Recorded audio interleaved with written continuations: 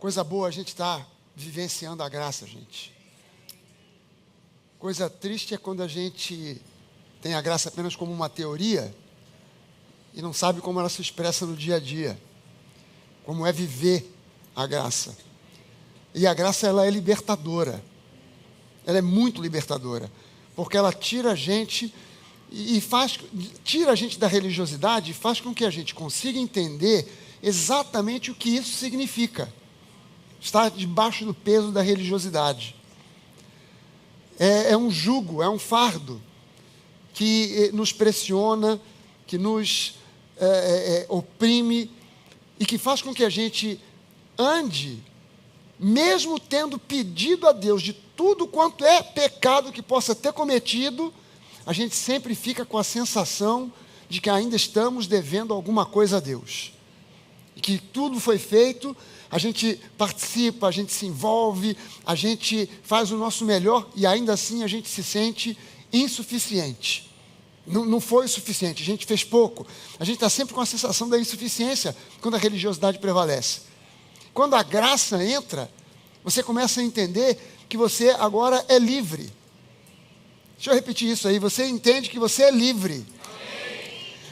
Nós temos uma noção, a impressão que eu tenho, e quando eu converso com as pessoas, quando elas falam, e nós falamos na igreja que nós somos livres, em geral, as pessoas interpretam isso como se, por um lado, assim, não, nós fomos libertos do inferno, fomos libertos das garras do diabo, então eu sou livre.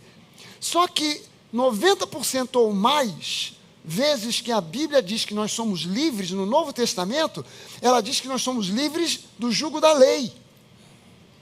Claro que nós somos livres do peso, do jugo, das garras do diabo. Claro que nós somos libertos do inferno. Nós somos livres do inferno, nós somos livres dos demônios. Mas, em especial, a Bíblia nos mostra que nós somos livres do jugo da lei. A lei, qual é o drama da lei? A lei, ela acaba gerando justamente o legalismo.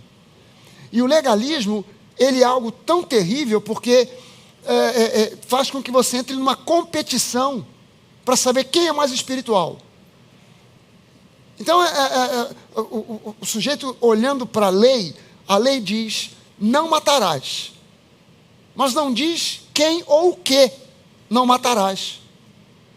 Aí o sujeito fala assim, olha, eu nunca matei ninguém, nunca fui à guerra para matar, de repente, um inimigo na guerra, que não foi uma coisa planejada, não é um homicídio que eu realmente planejei, fui lá, mas nem na guerra eu fui, então não matei ninguém, então eu estou muito bem na fita com Deus, estou muito bem com Deus por causa disso. Aí alguém do lado fala assim, cara, você diz que não matou ninguém, mas a Bíblia diz não matarás, mas não diz quem ou o quê. Eu nem carne como, então eu nunca nem matei um boizinho. Então eu estou melhor do que você na fita, porque eu nunca matei ninguém, mas também nunca matei um boi para fazer um churrasco. Aí alguém do lado fala assim, cara, mas eu estou melhor do que você, porque você nunca matou ninguém, você nunca matou nenhum boi, mas eu ando com o maior cuidado para nem pisar numa formiga, para não ter a culpa de ter matado alguém ou alguma coisa.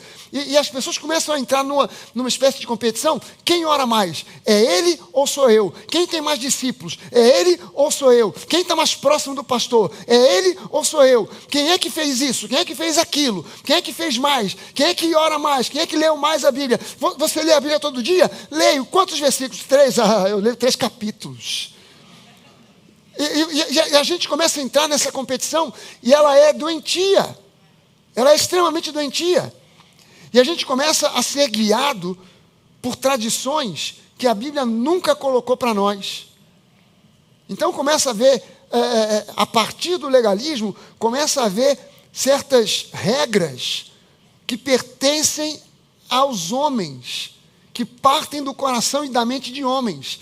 Então, as mulheres não podem pintar o cabelo. A mulher não pode depilar as pernas. Pelo amor de Deus, se você é mulher, membro da Nova, e por favor, mulher na igreja é membro, não é membrar. Pelo amor de Deus. Pelo amor de Deus.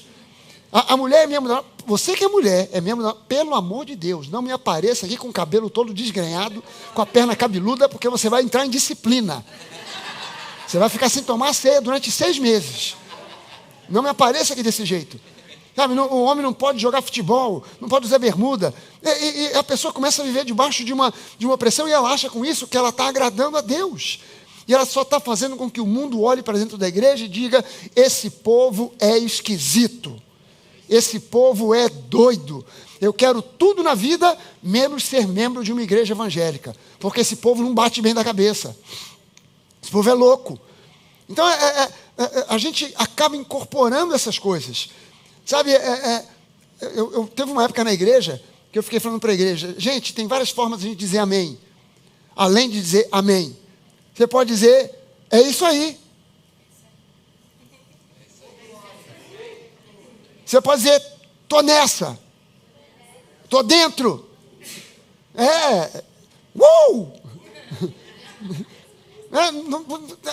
Mas a gente, quando ouve essas coisas, a pessoa que está firmada na religiosidade, este povo não é espiritual. Fica fazendo uhul na igreja. Diz: é isso aí para o pastor. Isso é coisa que se diga na igreja. Na igreja.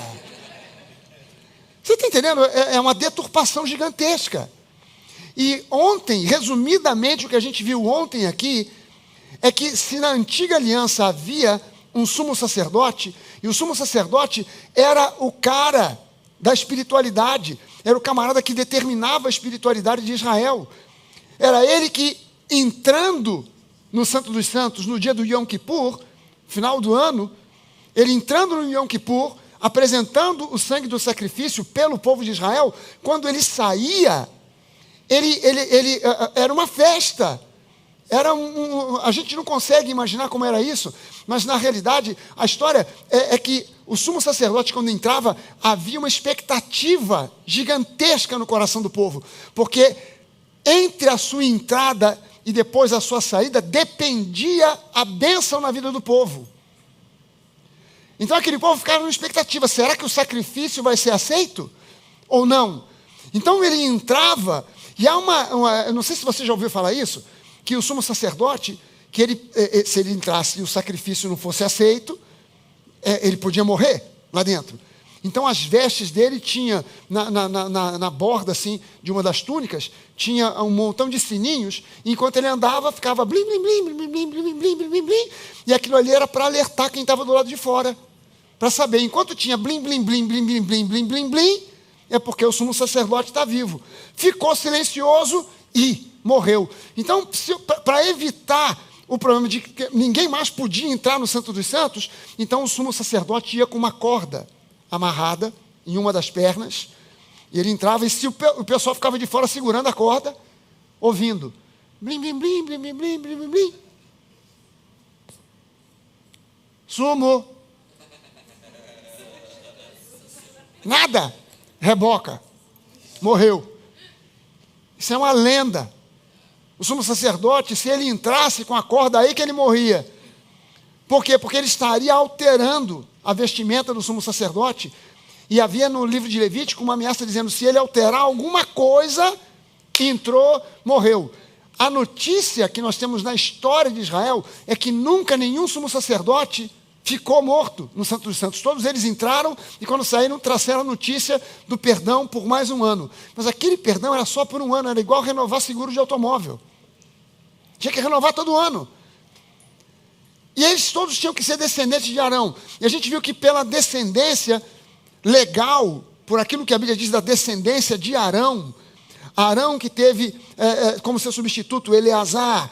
Eleazar depois gerou filhos e do filho mais velho de Eleazar veio o próximo sumo sacerdote, e o próximo, chegando a um homem chamado Zadok. Zadok teve filhos e filhos e filhos, que chegou a um homem chamado Abias, que gerou um outro homem chamado Zacarias. E Zacarias foi pai de João Batista, e João Batista, então, era o sumo sacerdote, legalmente falando. E João Batista passa o sumo sacerdócio para Jesus, através do batismo nas águas de Jesus, que correspondeu a uma lavagem, que já acontecia, que era tradição, tinha que acontecer, era mandamento de Deus. O sumo sacerdote, antes de botar as roupas sumos sacerdotais, ele tinha que sofrer uma lavagem ritual. Não era um banho por higiene, era um banho de purificação.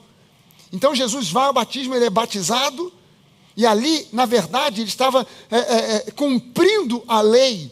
E João Batista, o próximo evento que acontece depois de João Batista batizar Jesus, é que ele é preso e é morto, sem ter tido nenhum filho.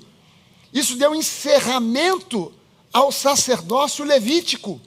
Acabou o sacerdócio levítico. E Hebreus 7,12 diz para nós que, mudando o sacerdócio, necessariamente muda-se a lei. Então, tudo isso é uma prova de que a lei caducou. E nós não estamos hoje mais debaixo da lei. Nós estamos agora debaixo da graça. A lei era a maneira como Deus se relacionava com o povo na época da antiga aliança. Nós somos gente da nova aliança. Amém? E sendo crentes da nova aliança, existem duas coisas mega importantes que nós precisamos aprender logo que a gente se converte. A primeira delas, quem Deus é de fato. Quem Deus é realmente. Não segundo os mitos que eu já ouvi, não segundo coisas que eu ouvi falar na igreja A, B ou C, na religião A, B ou C, que o filósofo disse. Eu preciso entender mediante a palavra, quem Deus é. E o apóstolo João, ele faz uma definição clara e simples de quem Deus é. Ele diz, Deus é amor. Ponto. Deus é amor. Se Deus é amor, eu posso concluir, Deus é bom. Sempre, em todo tempo, Deus é bom. Amém? Deus é bom sempre. Sempre, em todo o tempo. Ele não se esquece de nós, ele não nos abandona, é promessa de Jesus. Eis que eu estou com vocês até a consumação dos séculos, até o fim do mundo. Eu estou com vocês. Jamais deixarei vocês, nunca os abandonarei. E mais, a principal cláusula da nova aliança, dos seus pecados eu jamais me lembrarei. Isso são características de quem Deus é. Ele não se lembra dos seus pecados, ele não fica ruminando, mas ele fez isso, ela fez aquilo, ele fez aquilo outro. Não, dos seus pecados, não é que Deus sofra de falta de memória. Ele tomou uma decisão, no seu poder, na sua autossuficiência, ele tomou uma decisão. Eu não me lembrarei dos pecados do meu povo na nova aliança, porque o meu filho amado, em quem eu me comprazo, pagou o preço de cruz, preço de morte e morte de cruz, para que eles fossem perdoados. Então, dos seus pecados eu jamais me lembrarei. Esse é o caráter do nosso Deus. Deus é sempre bom. No Antigo Testamento, quando Deus quis revelar a si mesmo ao homem, ele foi mostrando certos perfis do seu caráter, certas facetas da sua personalidade. Então, para um, ele se apresentou como Jeová Rafá, o Deus que cura. Para outro, ele se apresentou como Jeová Jirê, o Deus que provê. Para outro, ele foi se apresentando como Jeová Tzidkenu, o Deus que é presente. Para outro, ele se apresentou Jeová Nissi, o Deus que é o nosso general, que vai à frente, segurando a bandeira do reino, avante, vencendo as batalhas, e nós somos apenas o exército de ocupação. Ele é o nosso Jeová Nissi. Mas quando você chega no Novo Testamento, a oração sacerdotal de Jesus, quando você lê no Evangelho de João, a oração sacerdotal de Jesus, o final do episódio da Santa Ceia, que ele faz aquela oração chamada, que foi conhecida como oração sacerdotal, algo que Jesus diz que é fantástico. Ele diz, eu revelei o teu nome a eles. Você me deu a missão, e eu, Pai, revelei o teu nome a eles. Peraí, mas Deus já não tinha revelado uma porção de nomes no Antigo Testamento? Jeová Rafá, Jeová Nissi, Elion, o Deus que está bem acima de todo mal, acima do diabo, acima do inferno. Ele é o Shaddai, o Deus que é todo poderoso. Ele já não tinha mostrado quem ele é com uma montoeira de nomes. Como é que Jesus agora diz que revelou o nome do Pai a nós, os filhos? Pois é, o nome que ele revelou foi Abba, Pai. Deus é El Shaddai, ele é Jeová Jirê, ele é Jeová Nissi, mas antes de tudo isso, todos esses nomes se compactam dentro de um nome, o nome de Jesus. Esse é o nome que está acima de todo nome, e a Bíblia diz, acima de todo nome no céu, na terra e debaixo da terra. Cara, os nomes que estão no céu são esses nomes: Jeová Sireh, Jeová Nissi, El Elyon, El Shaddai. E tudo isso se compacta dentro do nome de Jesus. Ele é o Deus que cura, Ele é o Deus que supre, Ele é o nosso Senhor, Ele é o nosso mestre, Ele é aquele que faz todas as coisas na nossa vida, porque Ele é tudo isso e muito mais. Mas quando Ele revela para nós o nome de Deus, Ele não revela Yahweh, Ele revela Abba. Deus que é o nosso Pai. A gente tem que ter essa noção. Deus é Deus. Mas antes de ser Deus para mim, Ele é o meu Pai.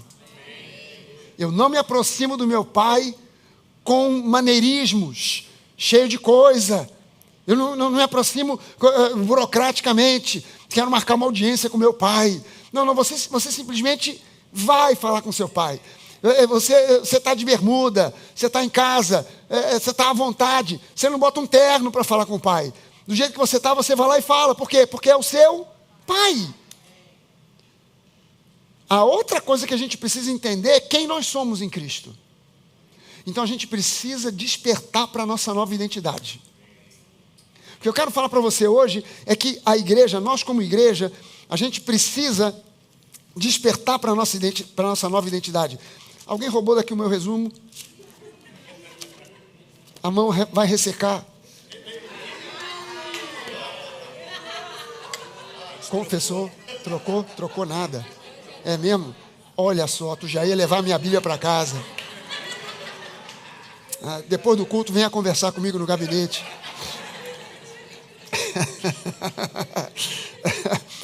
Nós precisamos despertar para o fato de que Cristo em nós é a esperança da glória. Há uma nova identidade para ser vivida. Há uma nova identidade para ser conhecida. Há uma nova identidade para ser revelada a nós. E nós precisamos despertar para essa revelação. Quem eu sou em Cristo. E eu quero ler junto com você aqui uma passagem de Efésios capítulo 1. Efésios capítulo 1. Se você está com Bíblia de papel ou com Bíblia eletrônica, você pode acompanhar essa leitura. Efésios capítulo 1, e eu vou ler do versículo 3 até o versículo 14. Efésios capítulo 1, do versículo 3, diz assim: Bendito seja o Deus e Pai de nosso Senhor Jesus Cristo, que nos abençoou com todas as bênçãos espirituais nas regiões celestiais em Cristo. Antes da fundação do mundo, Deus nos escolheu nele para sermos santos e irrepreensíveis diante dele. Em amor, ele nos predestinou para ele, para sermos adotados como seus filhos por meio de Jesus Cristo, segundo o propósito da sua vontade, para louvor da glória da sua graça, que ele nos concedeu gratuitamente no amado. Nele, nós temos a redenção, pelo seu sangue a remissão dos pecados, segundo a riqueza da sua graça, que Deus derramou abundantemente sobre nós em toda sabedoria e entendimento. Ele nos revelou o mistério da sua vontade, segundo o seu propósito, que ele apresentou em Cristo, de fazer convergir nele, na dispensação da plenitude dos tempos, todas as coisas, tanto as do céu como as da terra. Em Cristo, nós fomos feitos também herança, predestinados segundo o propósito daquele que faz todas as coisas, conforme o conselho da sua vontade, a fim de sermos para louvor da sua glória, nós, os que de antemão esperamos em Cristo.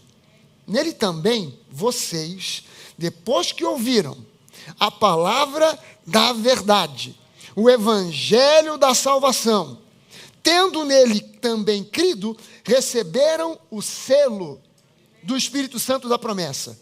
E o Espírito, eu vou parar aqui no versículo 13, eu já ia emendar com 14 aqui, mas eu vou ler o 14. E o Espírito é o penhor, é a garantia da nossa herança, até o resgate da sua propriedade, ou seja, até o arrebatamento da igreja, em louvor da sua glória. Gente, dentro dessa passagem aqui, a gente leu 14 versículos do primeiro capítulo de Efésios. Só lemos 14 versículos. Aqui, primeira coisa, diz que você e eu somos abençoados. Eu preciso despertar para o fato de que em Cristo eu sou um abençoado. Eu não sou sortudo nem sou azarado, eu sou abençoado. Isso faz parte da minha nova identidade em Cristo. Eu não serei abençoado, porque o texto aqui diz que Ele nos abençoou. Past tense, passado. Ele nos abençoou com toda a sorte, com todo tipo de bênçãos. Tudo que você, preste atenção bem nisso aqui. Tudo que você precisa, tudo que você precisa está em Cristo. Tudo o que você necessita está disponível nele. Então, eu não sou necessitado e pobre, miserável. Eu tenho todas as minhas necessidades supridas. Algumas delas não estão aqui, mas estão em Cristo. E é como se eu tivesse uma conta bancária no céu. E na hora que eu preciso, eu passo o cartão e eu faço a retirada. E o cartão da retirada é a oração e a confissão de fé. Então, quando vem o sintoma, eu passo o cartão e eu saco saúde. Pelas pisaduras do Senhor Jesus eu fui sarado. Por quê? Porque eu sou um abençoado. Ah, você é um pobre, miserável pecador. É você, eu não. Porque eu sou um abençoado. Esse texto aqui falou, em primeiro lugar, que nós somos abençoados. Depois diz que você e eu fomos escolhidos. Eu e você não somos qualquer um. Nós fomos escolhidos. Alguém aqui, alguma vez, já foi a uma loja? As mulheres talvez sejam mais aptas para dizer isso. Você já entrou numa loja e tinha pelo menos uns 10 vestidos que você gostou, mas você escolheu um para aquela festa? Hã? Você olhou, esse é bonito, esse é lindo, esse aqui eu gostei, mas o que eu quero é esse. Você escolheu, aquele vestido foi escolhido. Deus tinha um monte de gente nessa terra, mas Ele olhou para você, Ele te escolheu. Ele podia ter chamado o seu vizinho, mas chamou você. Ele podia ter escolhido alguém mais inteligente, ou mais burro, mais rico, ou mais pobre, mas Ele escolheu você. Você não está aqui por um acaso. Você está aqui porque Ele te chamou, Ele te escolheu. Cara, isso está aqui em Efésios 1. Ele te classificou como santo. Você prestou atenção quando você leu aqui? Ele te classificou como santo. Ele não disse assim, você agora é um pobre, miserável pecador, salvo pela graça. Não, ele te classificou como santo.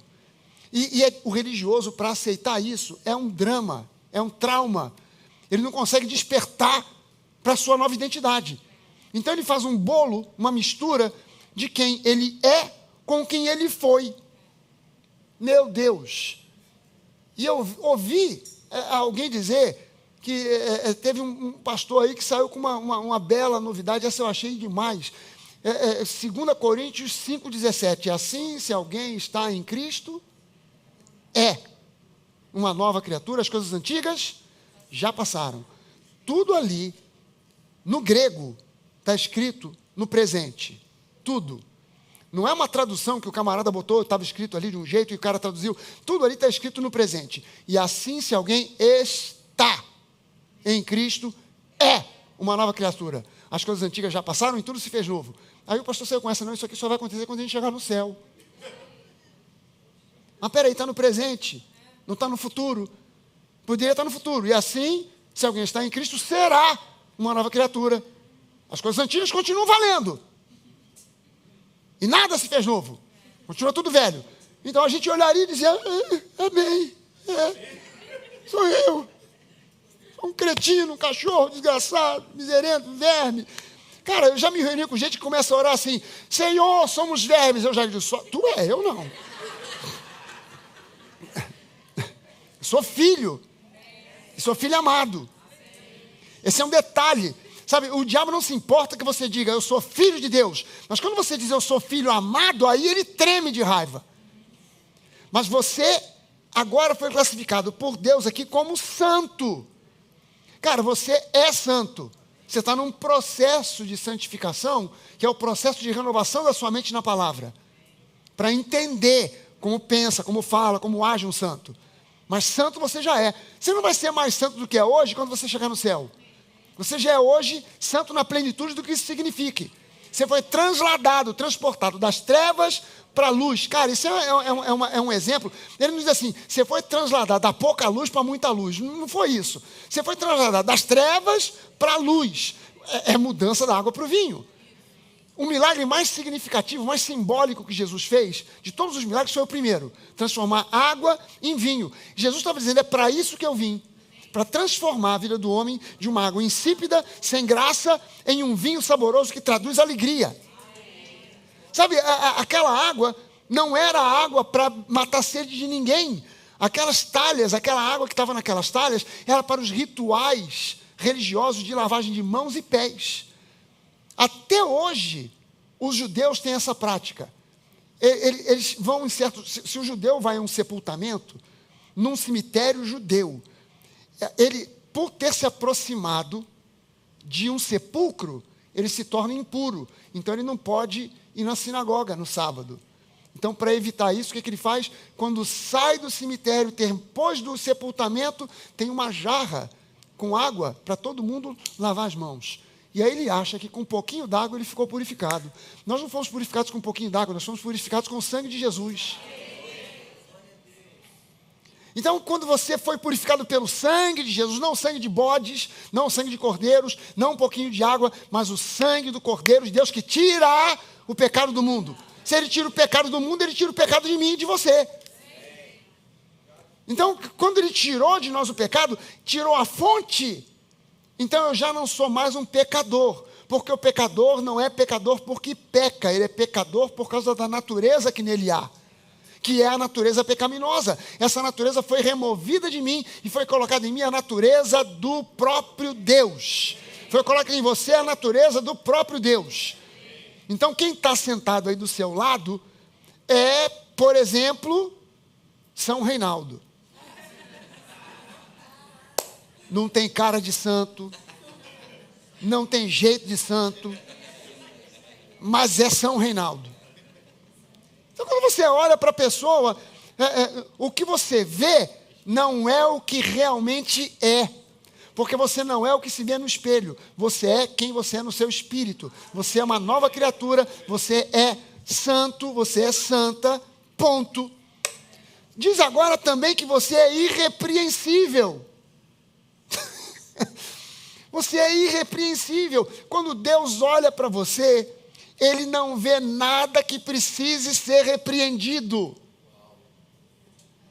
Quando nós usamos o termo repreensão na questão do Novo Testamento, quem tem que ser repreendido é o diabo. Você e eu, aos olhos de Deus, somos irrepreensíveis. Não significa que na prática do dia a dia a gente não erra. Mas significa que Deus, nos vendo como santos, Ele nos considera agora capacitados para andar sem precisar de ficarmos sendo repreendidos.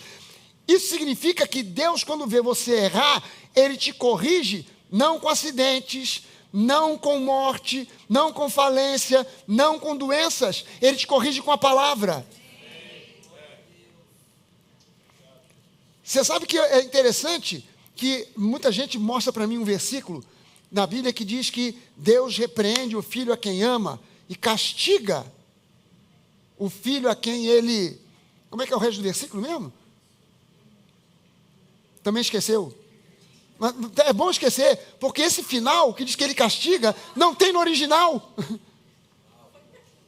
Isso é que é incrível, porque aquilo é uma citação do livro de Provérbios.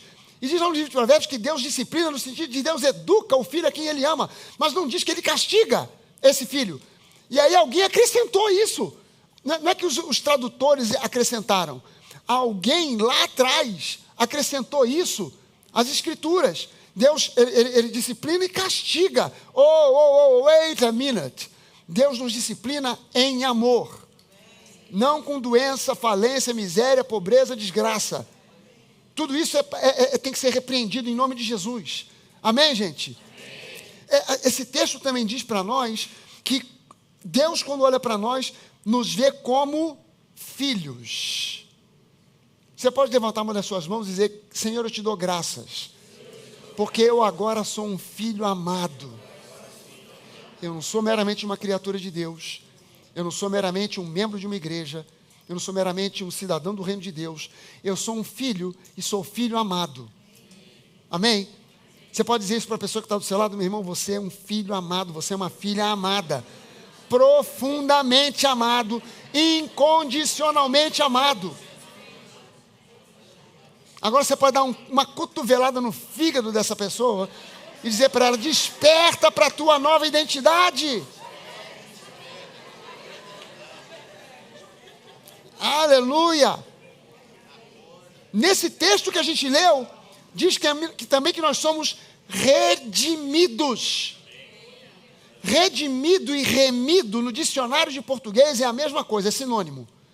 Mas no contexto bíblico, redimido significa que você e eu fomos livres de toda e qualquer maldição. Isso tem uma implicação. Essa doutrina que diz que crente precisa de ter quebra de maldição é uma doutrina que vem diretamente do quinto subsolo do inferno, terceira porta à esquerda. Secretaria de maldições. Você não tem uma vírgula de maldição na sua vida mais. Por quê? Presta sua atenção numa coisa.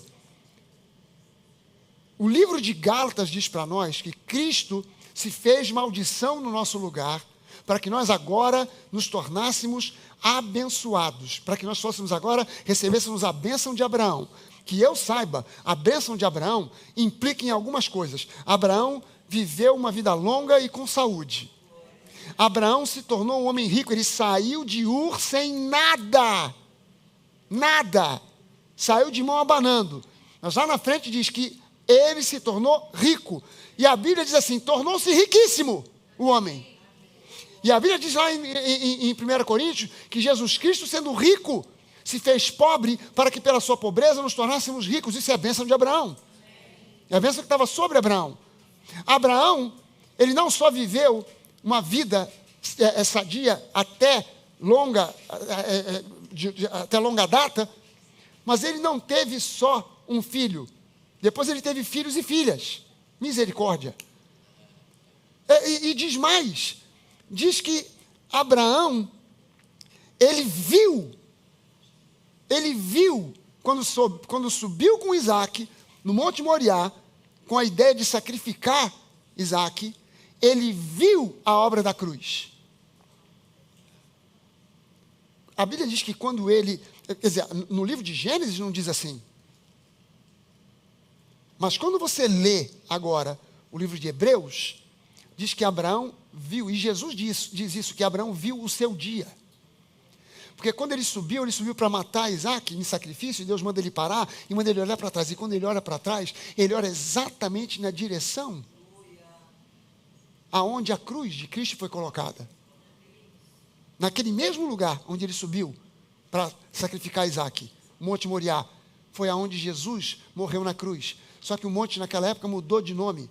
Agora era o Monte Gólgota, que significa caveira, porque o pessoal dizia que tinha uma semelhança de uma caveira. Hoje, naquele lugar é um estacionamento de ônibus.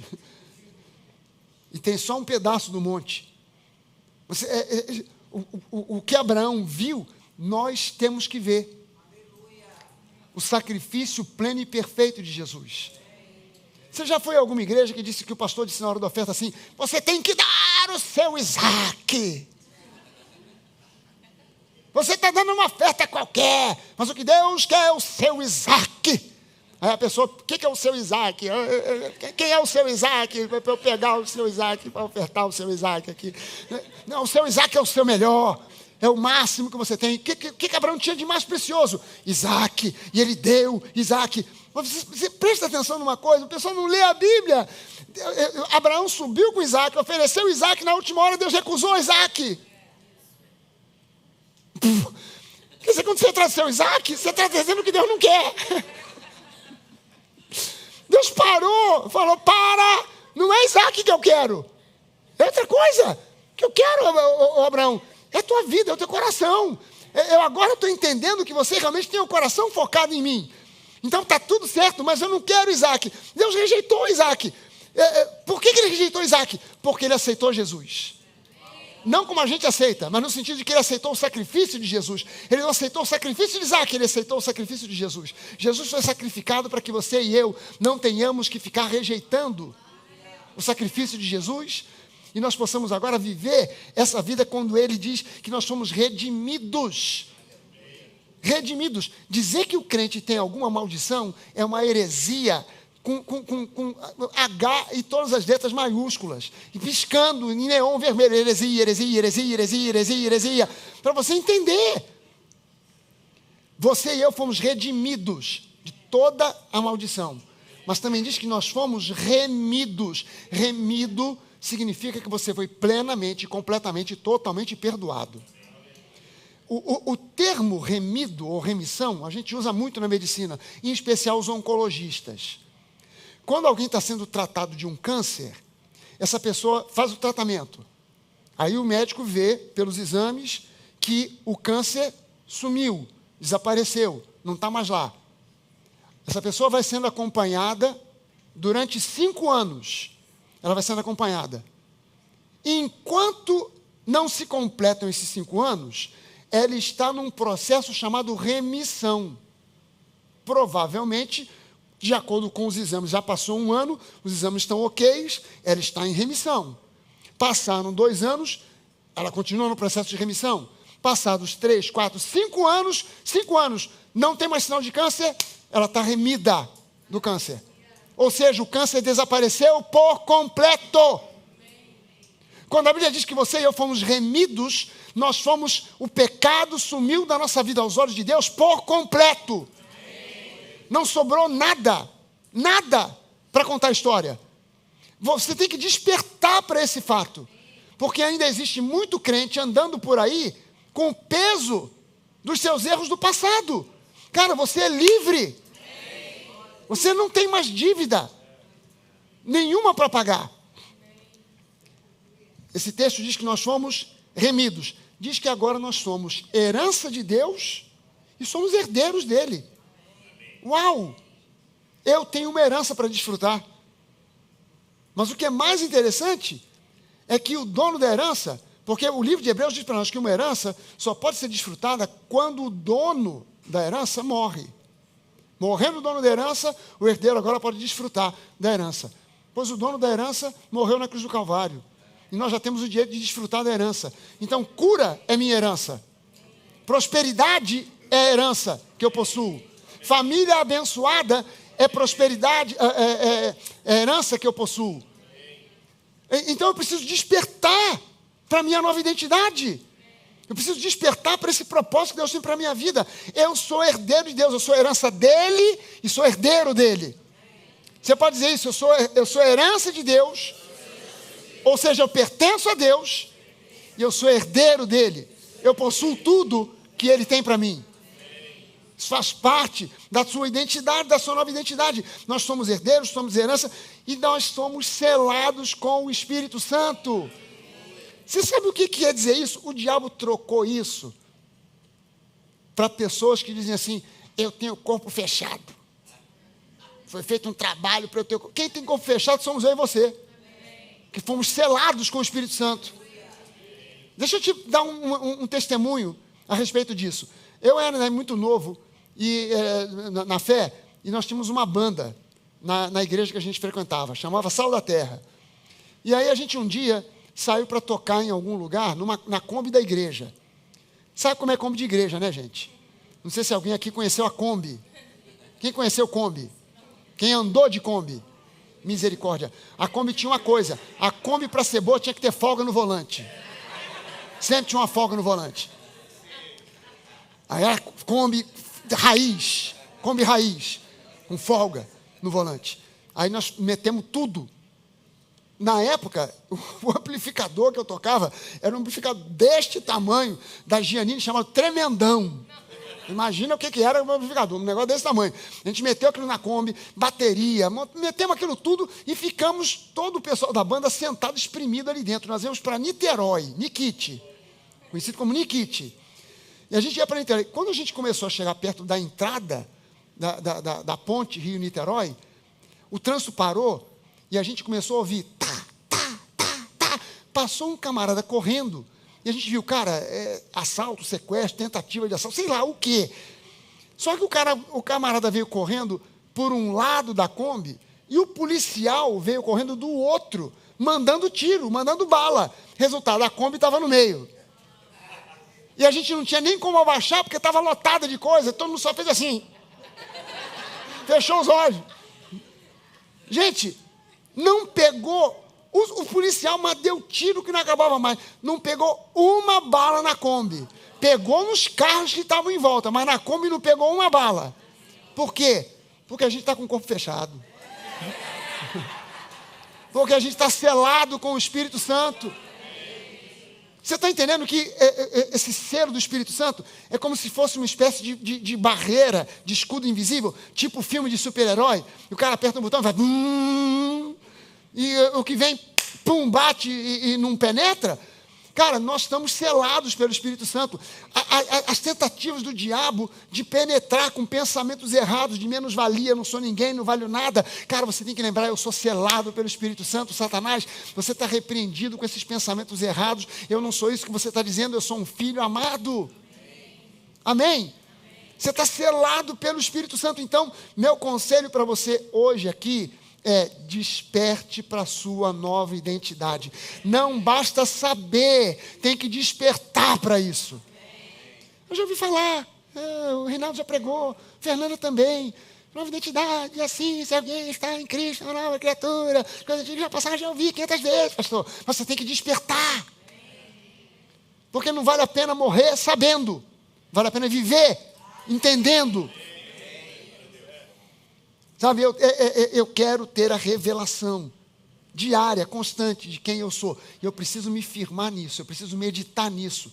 Todo dia, toda hora. Quem eu sou em Cristo, quem Deus é para mim. Deus é bom, ponto. Ele é o meu Pai, ponto. Ele é aquele que me cura, Ele é aquele que me sustenta, Ele é o meu provedor.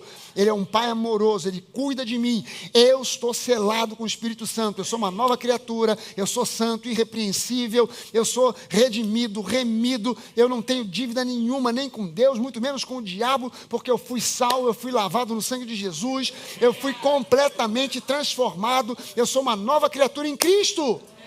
Eu tenho que meditar nisso todo dia. E eu preciso andar crendo nisso. Eu creio nisso. Quando eu vou requisitar um emprego, eu creio nisso. Quando eu vou fazer um concurso, eu creio nisso. Quando eu vou fazer uma consulta médica, eu creio nisso. Quando eu tenho que me justificar com alguém de alguma coisa, eu creio nisso. Quando eu tenho alguma responsabilidade para cumprir, eu creio nisso. Quando eu tenho alguma tarefa para desempenhar, eu creio nisso. Eu creio nisso em todos os momentos. Porque eu estou desperto para quem eu sou e para quem o meu Pai é. Amém? Você pode ficar de pé?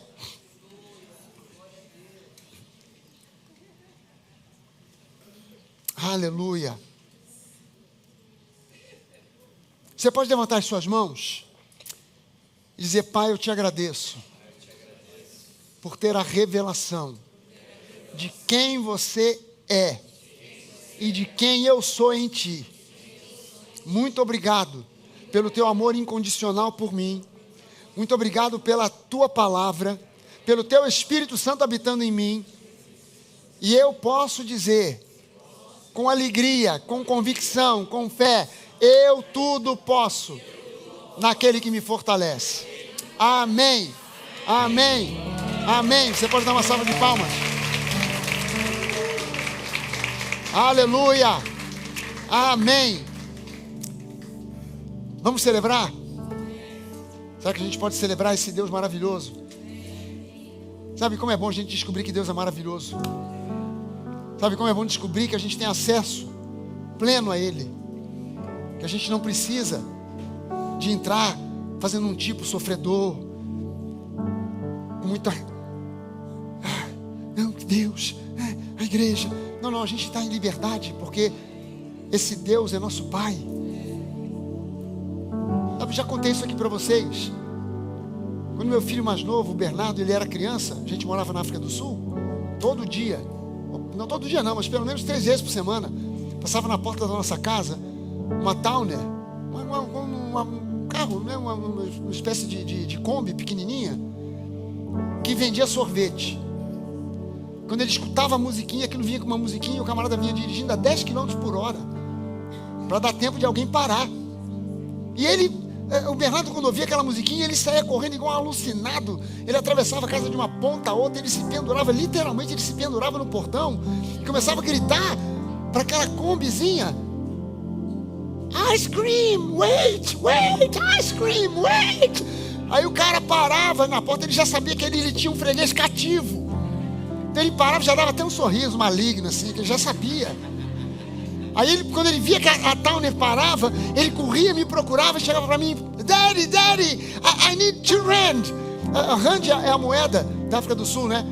Daddy, I need 2 rand. Aí eu tinha que procurar a moeda de 2 rands, ele achava, dava para ele saia correndo de novo, pegava o sorvete. Vinha feliz da vida, com o sorvete na mão. Tomava lá o sorvete dele. Mas se algum dia o meu filho amado, filho a quem eu amo até hoje, filho carinhoso, chameguento, se ele saísse lá de dentro ouvindo o sorvete, ele viesse, entrasse na sala, estivesse sentado no sofá e entrasse o Bernardo assim: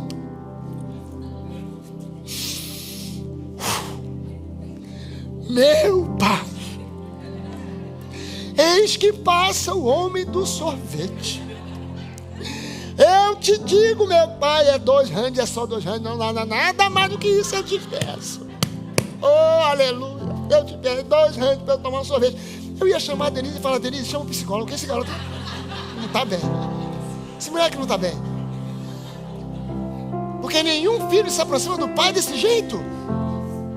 Seu pai pode ser o CEO da maior multinacional que existe.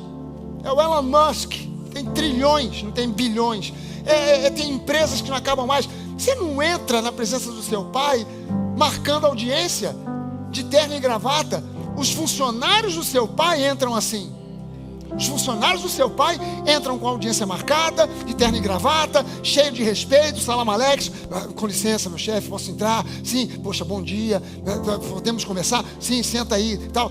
Mas você está entrando na presença do seu pai. Antes de ser o CEO, ele é teu pai.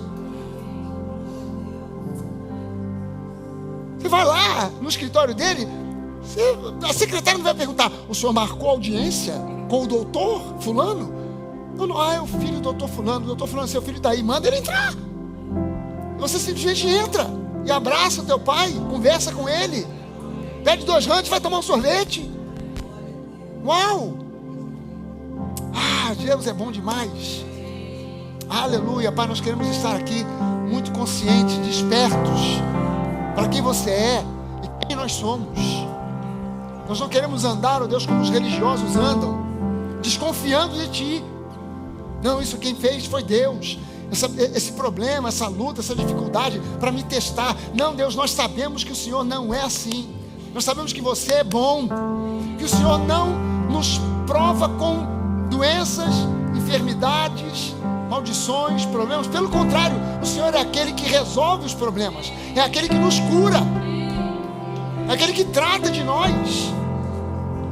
Muito obrigado, Deus, porque a Tua palavra nos disciplina, dizendo: eu não sou um Deus cretino, eu não sou um Deus canalha, eu não sou um Deus que prego uma coisa, que prometo uma coisa e faço outra. Eu sou fiel à minha palavra e eu prometi que eu vou abençoar você desde o início até o final, que eu vou andar com você todos os dias da sua vida, que eu jamais te deixarei, nunca te abandonarei. Essa é a promessa do Pai para nós. Aleluia. Você pode levantar as suas mãos e dar graças a Ele. Graças te damos, Deus. Aleluia. Porque Tu és o Deus vivo, o Deus verdadeiro, nosso Pai. Aleluia. Oh, yeah. Tu és.